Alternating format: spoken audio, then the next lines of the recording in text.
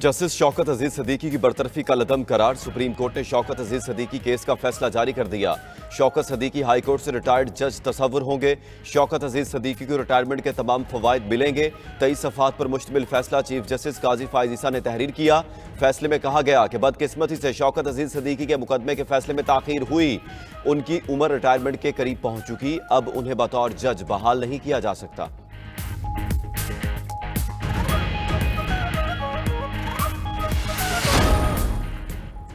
Petrol पर levy बढ़ाकर 60 रुपए करने की जाए। 18% जीएसटी बहाल करने का भी मुतालबा। सिगरेट पर एक्साइज ड्यूटी की एक ही कौमी शरह लागू की जाए। नया पैकेज देने से पहले IMF ने डू मोर की भरमार कर दी।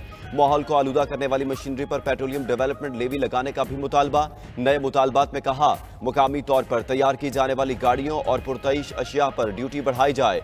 बजट खसारे कंट्रोल होने पर इन टैक्सों को बतदरीज कम किया जाए।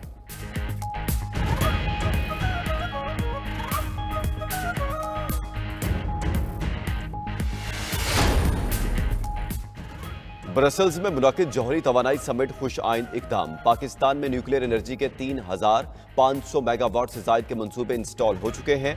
वज़ीर ख़ारजा इसहाक डार कहते हैं, समिट में जौहरी तवानाई बतौर मुतबादल ज़राए पर गुफ्तगू हो रही है। जौहरी तवानाई मंसूबे इस वक्त महंगे हैं तो तरक्की याफ्ता ममालिक और आलमी मालियाती इदारों को इसमें फाइनेंसिंग करना चाहिए। मालियाती इदारों को मदद से तरक्की पजीर ममालिक को भी इस तवानाई से फ़ायदा उठाने का मौका मिलना चाहिए। वज़ीर ख़ारजा की साइड लाइन पर मुख्तलिफ ममालिक के वफूद से मुलाकातें भी हुई। साइफर मुदाखलत थी या साजिश, गैरतमंद पाकिस्तानी होने के नाते बर्दाश्त नहीं। वज़ीर आला खैबर पख्तूनख्वा अली अमीन गंडापुर की मीडिया से गुफ्तगू। कहा, डोनाल्ड लू ने झूठ बयान दिया, उस पर असद मजीद को बुलाया जाना चाहिए। अगर साइफर था नहीं तो फिर बानी PTI को गलत सजा हुई। मैंडेट चोरी हुआ है। विफाकी हुकूमत गैर आइनी है। फॉर्म 47 पर बनने वाली हुकूमत को नहीं मानते। विफाक से सूबे का हक लेकर रहेंगे। उधर जुडिशल कॉम्प्लेक्स तोड़फोड़ केस। वज़ीर आला खैबर पख्तूनख्वा अली अमीन गंडापुर की 17 अप्रैल तक अबूरी जमानत मंजूर हो गई। डोनाल्ड लू के बयान पर अली मोहम्मद खान भी मैदान में आ गए। कहा, शहबाज शरीफ साहब पिछले 18 महीने कहते रहे कोई साइफर नहीं। अगर साइफर नहीं था तो फिर अमरीकी सफीर को बुलाकर डीमार्श क्यों कराया गया? असद मजीद को डोनाल्ड लू के बयान पर रद्द-ए-अमल देना चाहिए। Speaker KP assembly tiger force का नुमाइंदा बनने की कोशिश कर रहे हैं। इजलास ना बुलाकर KP में गैर आइनी और गैर कानूनी हथकंडे इस्तेमाल किए जा रहे हैं। पीपल्स पार्टी रहनुमा फैसल करीम कुंडी ने खैबर पख्तूनख्वा हुकूमत को बौखलाहट का शिकार करार दे दिया।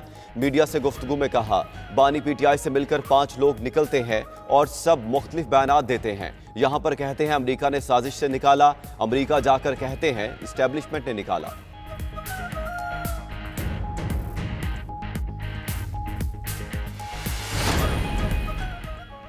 वज़ीर आला पंजाब की ज़ेर सदारत foreign Commonwealth and development office बरतानिया के ताउन से CM इनिशिएटिव के मुजवजा रोड मैप का जायजा इजलास।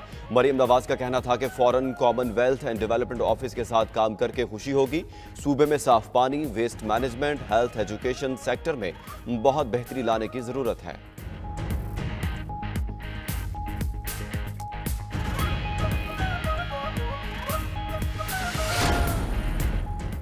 वज़ीर आला सिंध मुराद अली शाह की ज़ेर सदारत इजलास हुआ। इजलास में सिंध हुकूमत का ज़रई शोबे की तरक्की के लिए खुसूसी इक़दामात का फैसला।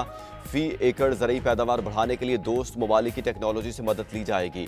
इजलास में सिंध रेवन्यू बोर्ड और फेडरल बोर्ड ऑफ रेवन्यू के दरमियान डेटा शेयरिंग को बेहतर करने का फैसला किया गया। वज़ीर आला सिंध का कहना है कि थर रेल कनेक्टिविटी प्रोजेक्ट के तहत थर कोल को रेलवे लाइन के जरिए छोड़ तक मिलाया जाएगा। प्रोजेक्ट को शुरू करने के लिए हुकूमत सिंध 50% फंड्स मुहैया करेगी।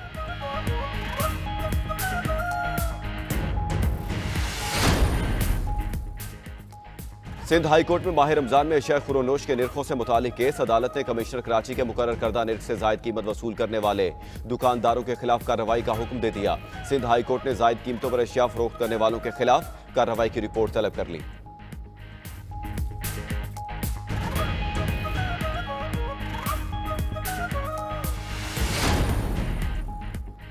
और PI की निजकारी का मामला। स्टॉक एक्सचेंज में PI के शेयर्स की कीमत में बड़ा इजाफा। स्टॉक मार्केट में PI के शेयर्स की कीमत में 600% तक का रिकॉर्ड इजाफा हुआ।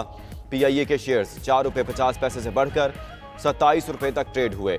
पुरकशिश स्टॉक मार्केट में PIA पाकिस्तान का 17वां बड़ा ट्रेडिंग हिस्सा बन गया। स्टॉक मार्केट में PIA का हिस्सा तेजी से बुलंद तरीन सतह पर पहुंचना शुरू हो गया।